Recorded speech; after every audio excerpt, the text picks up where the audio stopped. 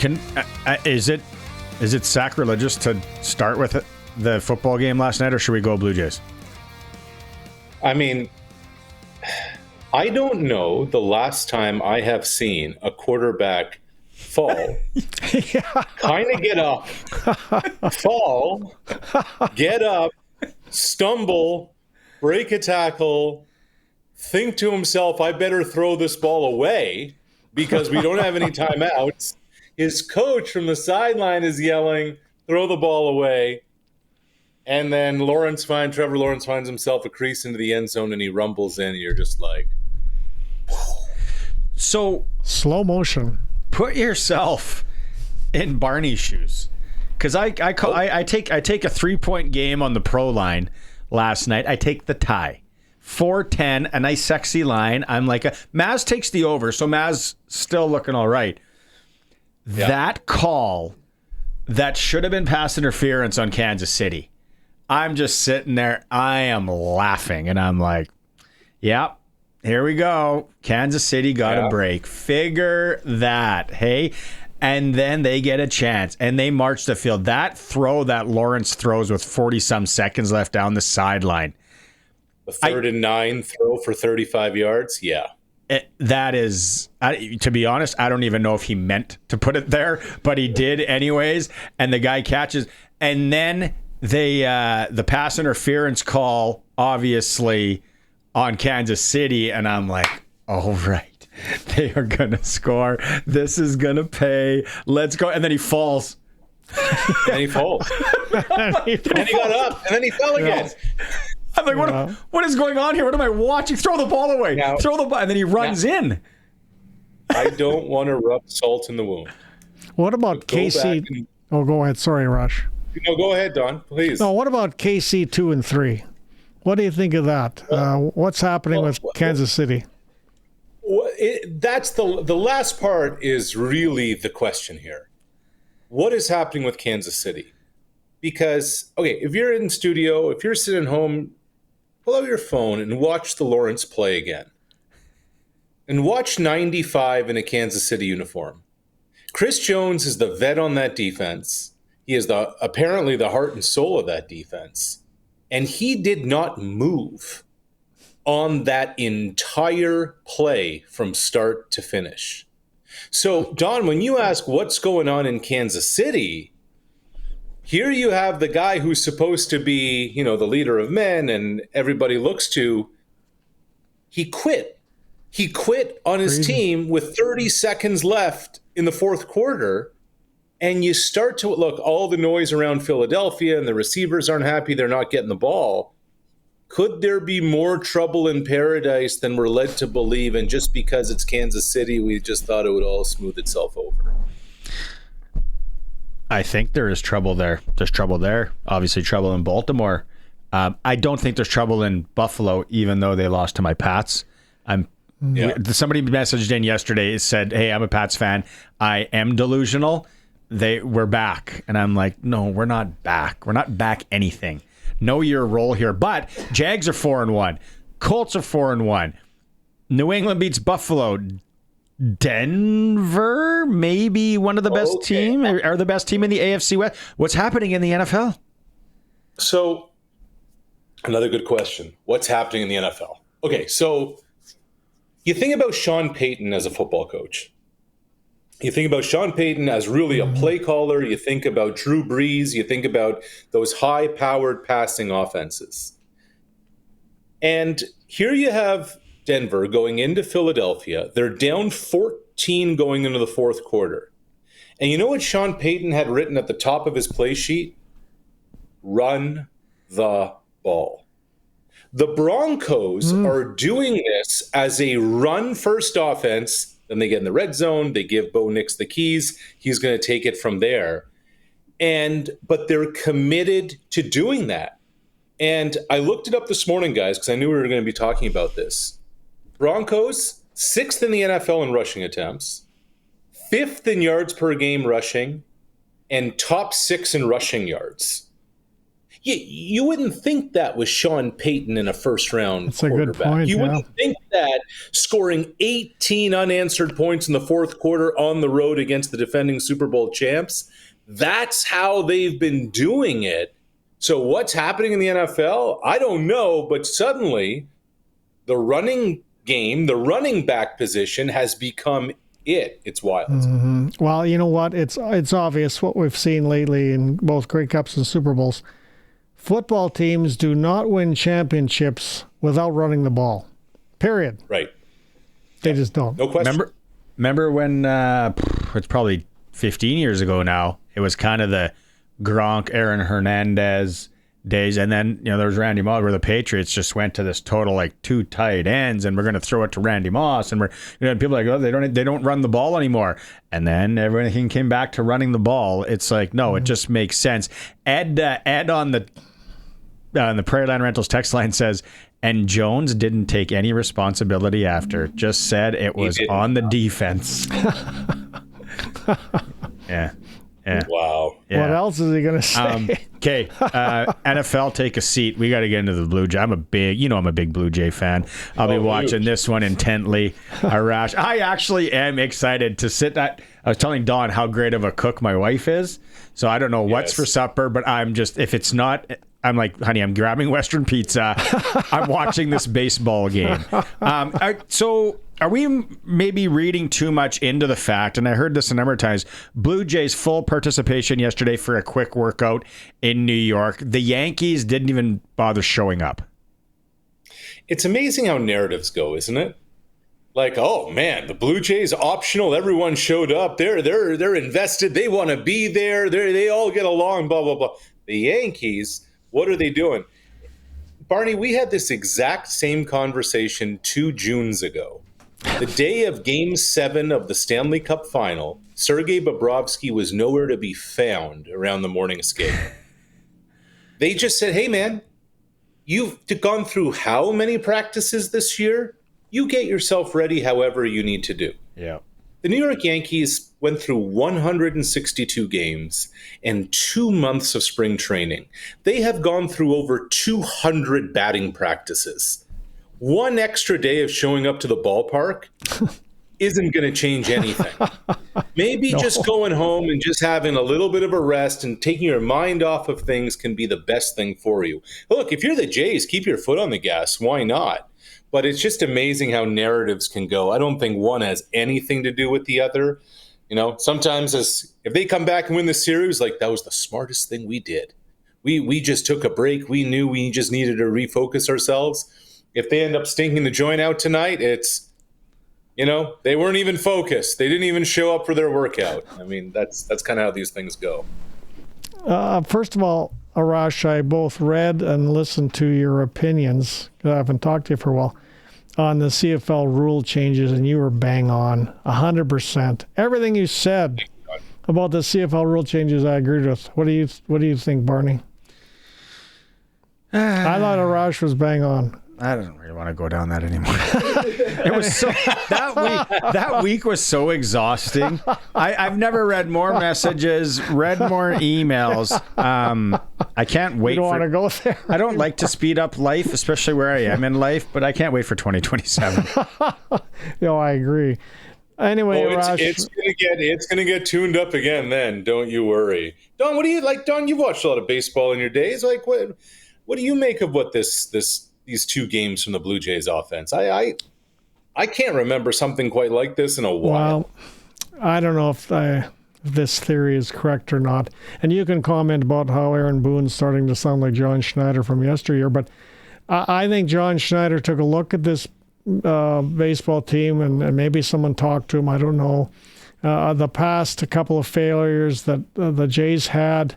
I'm repeating this from earlier in the show, but a couple of failures the Jays had under John Schneider a few years back in the playoffs, 2 years in a row. They just look like an uptight, stiff team, afraid to make mistakes, afraid to lose. And somehow the dugout and the surroundings and the, anywhere around the team, they've loosened up. They're having fun together. They're playing cards. They're doing whatever. And it just looks like something different is happening internally, and the players are happier. It's again, like, it's so interesting to hear you say that, Don, because again, let's talk narratives. Remember after the 23 playoffs, they said, oh no, we got to put the home run jacket away because the guys aren't being professional enough.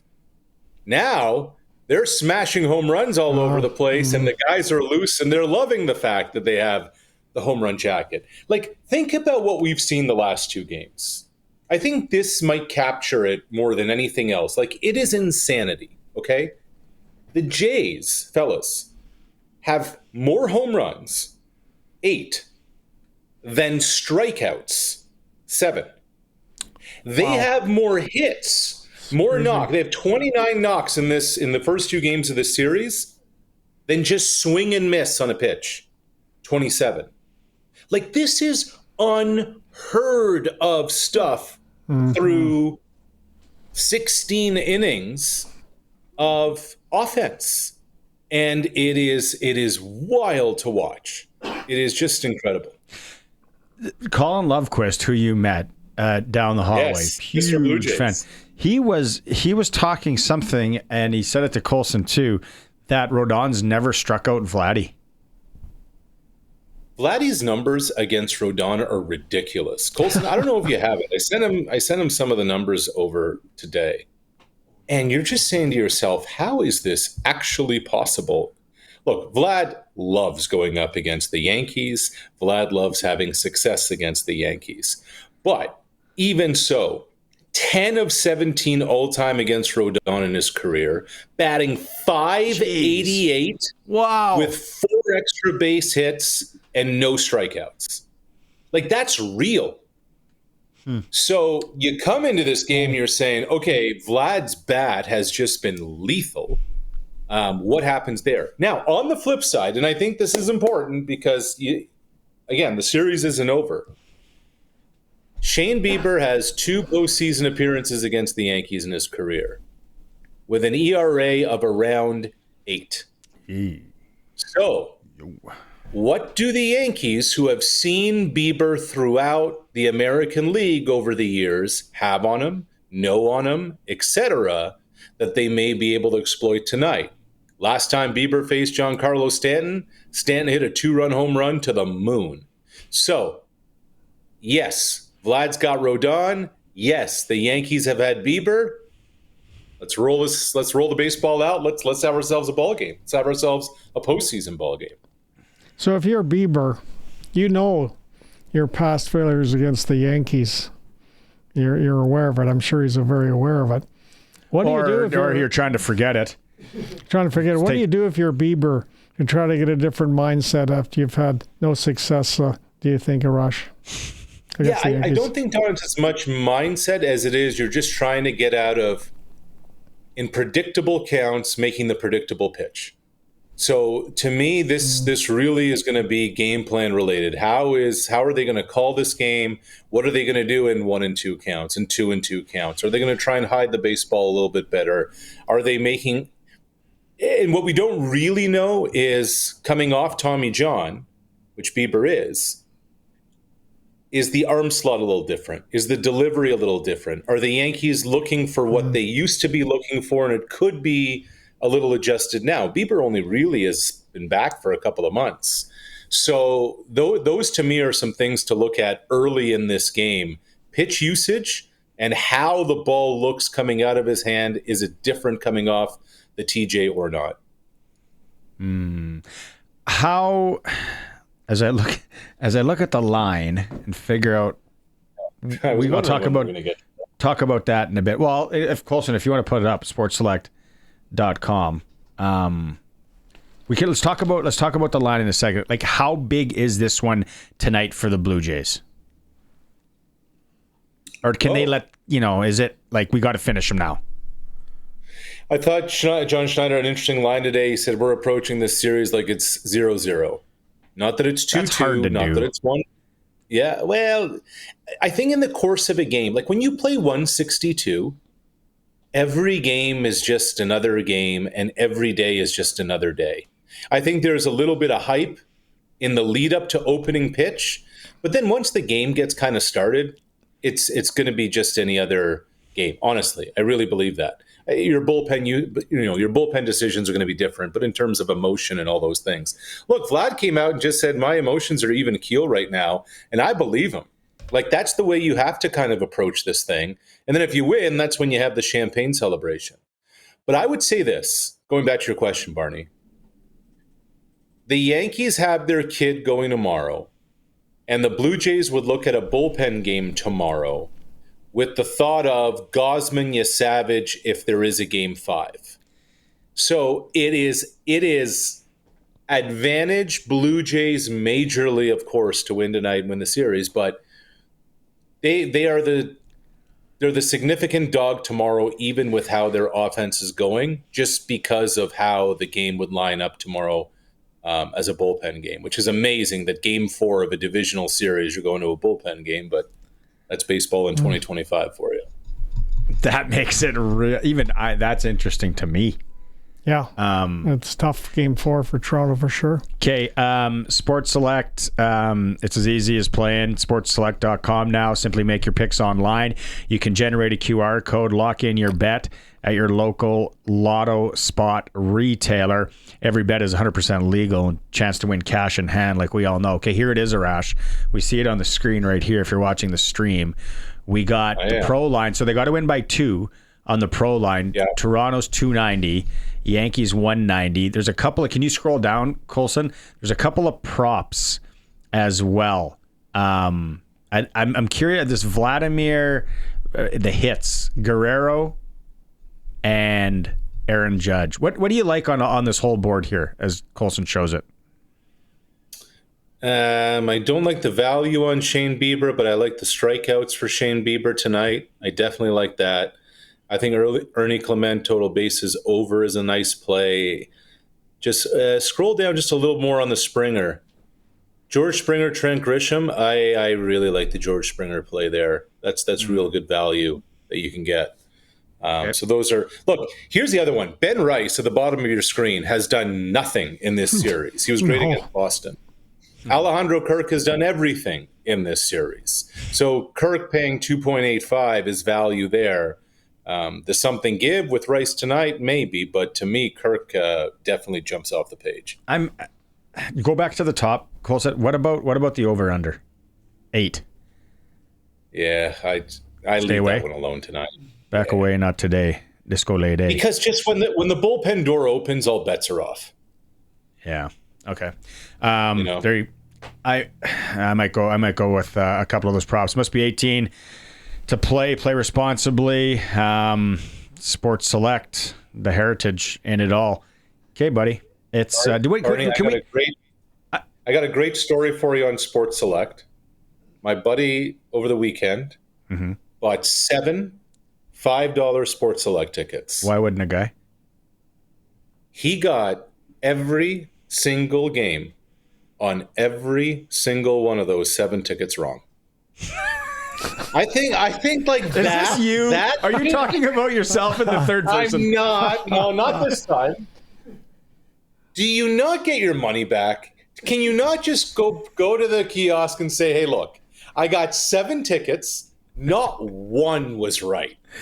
Give me a you set that up so well. I thought you say one. Yeah. We live in an era of participation trophy. Do you not get a gift card? Get Slurpee. Here you go. Kick me a Slurpee and a Hickory Sticks. Something. Hey, before we let you go, I got to get your take. NHL season starting today. Crazy. Yeah. What your take on the McDavid deal? I've never liked the guy more.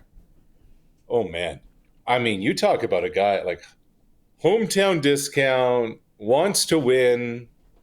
But here's the other thing he's doing. He's putting pressure on the Oilers.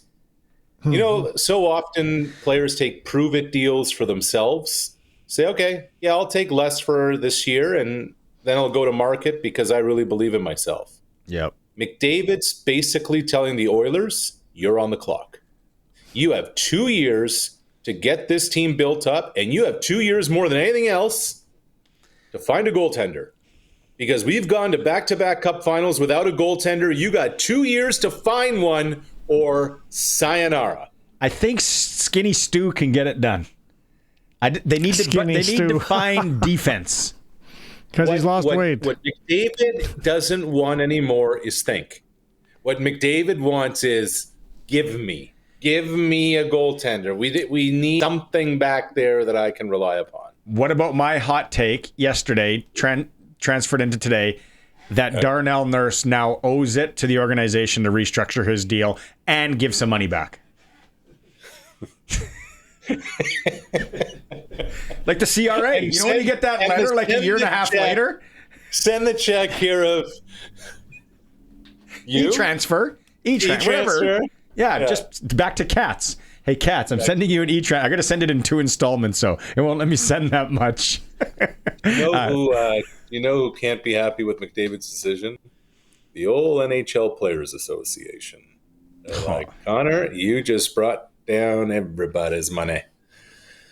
Now we gotta talk about some way, somehow, how they're gonna have to use Crosby as a rental this year before he retires. Right. Wouldn't it be something if Crosby ends up in Edmonton? Let's start it, buddy. Let's do it. Olympic year, they're both gonna be so tired come April. But that's an interesting thought, isn't it? It really is. It really is. We got to let the man go. We can pick this up next week. Thanks, boss, and talk to you on Thursday. You got it.